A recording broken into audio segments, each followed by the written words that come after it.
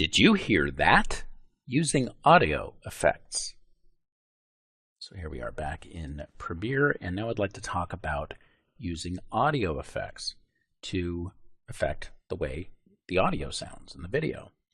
So we already talked about transitions, but there's a number of effects, specific things that you can do to the sound in order to change how the sound sounds. So if we open up the panel here, one of the first things that we have here is balance. And what balance does is, if applied to the clip, you have to have a stereo clip.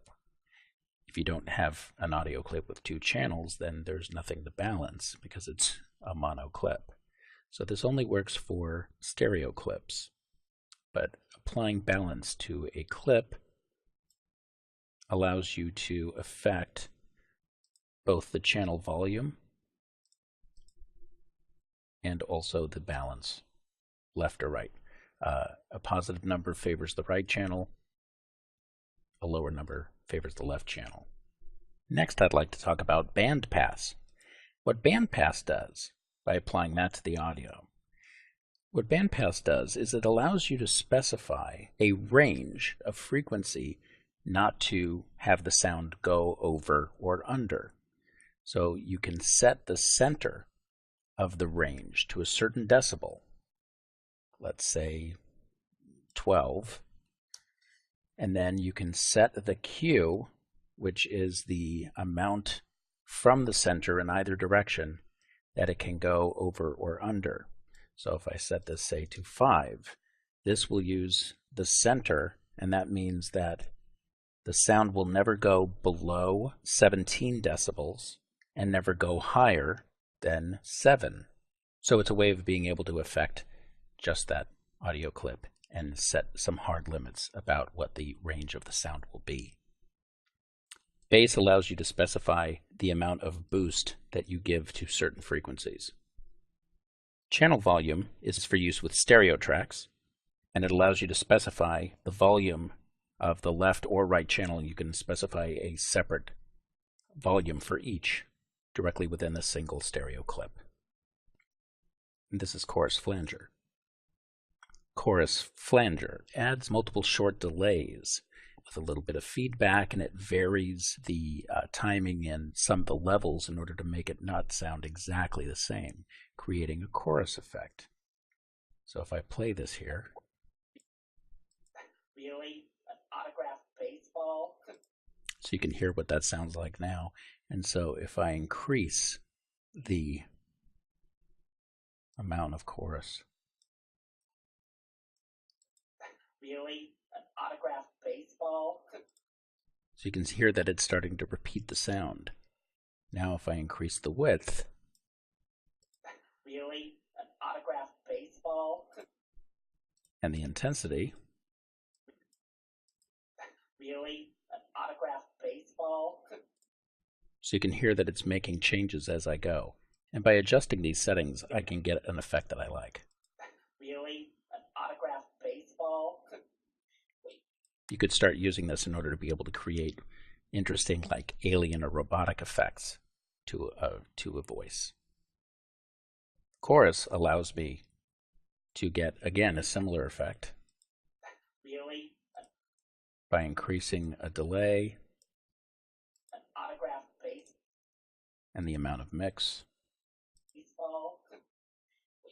An autographed baseball? Now you're definitely starting to hear that, the difference in the clips. Really? An autographed baseball? Really? An autographed baseball? So now you're getting even more voices. Really? An autographed baseball? Next, I'd like to talk to you about declicker. What declicker does is, by applying it to the track, it will automatically allow you to affect getting rid of any popping sounds. Really? An autographed baseball? Really?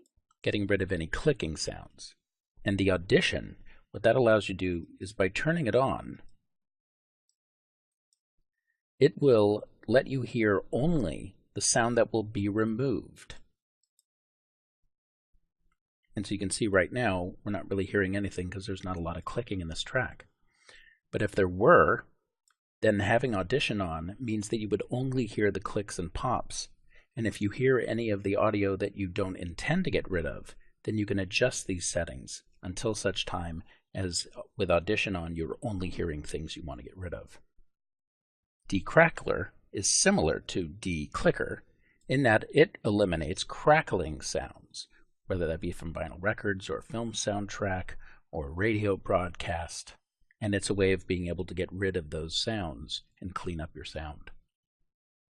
De-esser gets rid of the S sounds and T sounds, the hissing kind of sounds that come in audio when you have speaking voices. Really? An autographed baseball? So it's actually toning down the S sounds and T sounds. It's especially obvious when you're recording a voice close up to a microphone.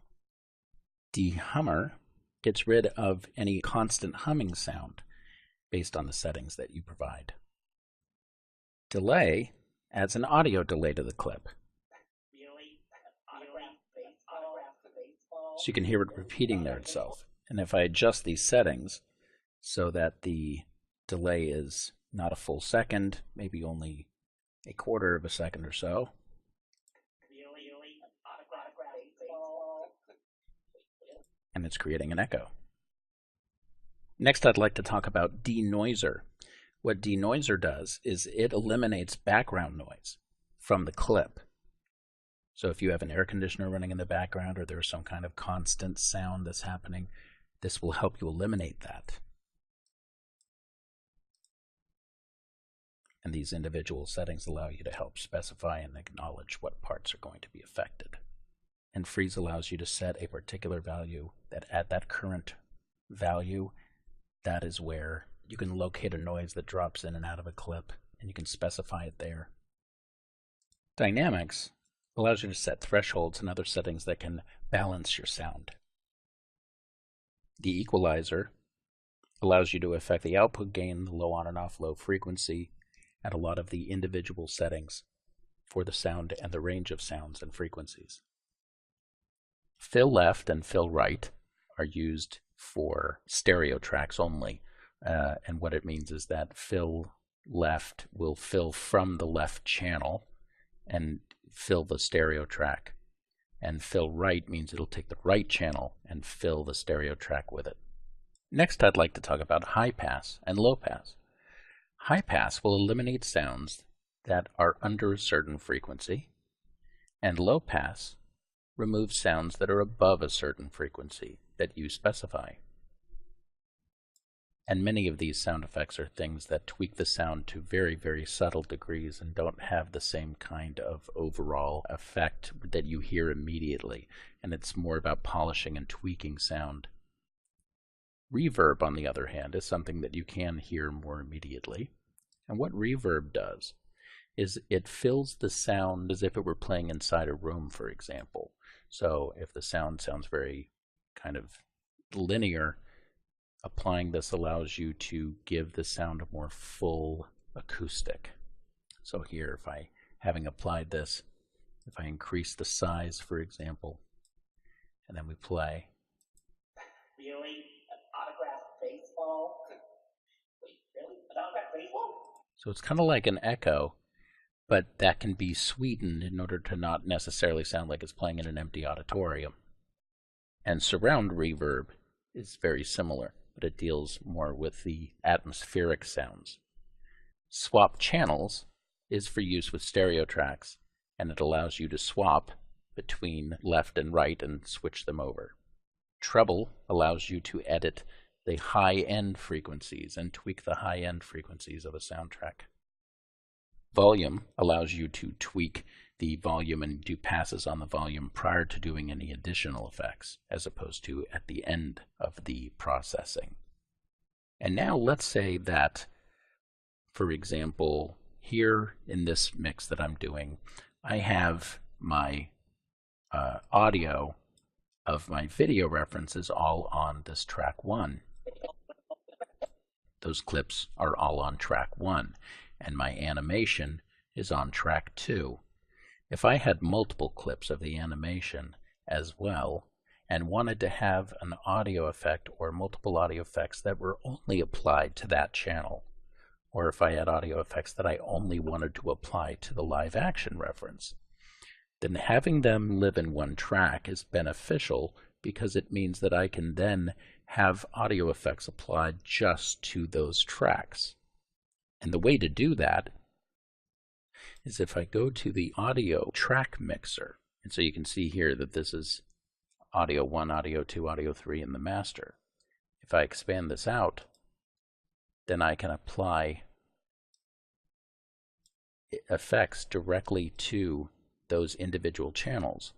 So if I wanted to say if I wanted to have a delay on just the tracks that are in the reference, then I'm applying this to audio track 1, and therefore all the tracks on audio 1 would have that effect applied to it. So that's a way of being able to apply audio to all the clips that live in a single audio track. And then, because of the fact that we have the master track, then we're also able to apply effects that once we've mixed everything the way we wanted to, we can apply effects that are processed through the entire final audio mix. For example, de-esser or dynamics, in order to be able to give us a sweeter sound. In CS6, many of the same audio effects are available and work in exactly the same way. There really aren't many changes or differences in the audio effects between CS6 and CC. And now in the next section, we're going to discuss getting it out, exporting your project to various media.